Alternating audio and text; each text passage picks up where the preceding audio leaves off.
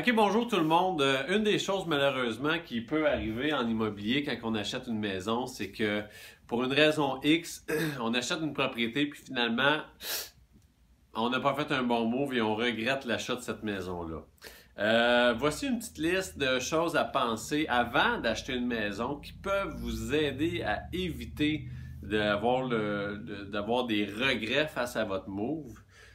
En fait, premièrement et le plus important, je dirais, c'est faites-vous une liste. Faites-vous une liste de qu'est-ce qui est important, qu'est-ce que vous cherchez, qu'est-ce que votre future maison doit avoir et doit ne pas avoir. Aussi avec une liste de priorités dans le sens que, tu sais, mettons, il faut qu'elle soit dans tel quartier, ça c'est extrêmement important, mais qu'elle soit toute en briques, c'est important, mais ça, on peut passer à côté de ça. Qu'est-ce qu'on est prêt à faire des compromis, mais qu'est-ce qu'on ne fera pas de compromis? Faites-vous une liste de ce que ça vous prend avant de commencer à magasiner, comme ça, vous ne serez pas influencé par ce que vous voyez. Et ça va vraiment vous aider à acheter, à déterminer la bonne maison qui va bien répondre à vos besoins, que vous n'aurez pas de regrets. Deuxièmement, la pire façon d'acheter et la meilleure façon de faire une erreur, c'est d'être pressé, de se dépêcher.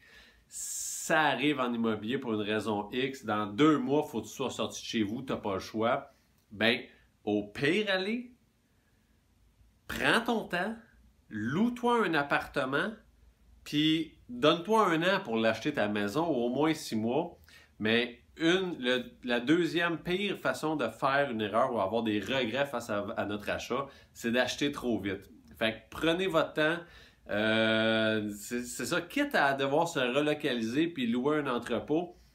Parce que le jour où vous allez avoir acheté votre maison, écoutez, on ne veut pas déménager puis racheter à toutes les années. Moi, je serais content en tant que courtier si le monde faisait ça parce qu'il y aurait beaucoup plus de transactions.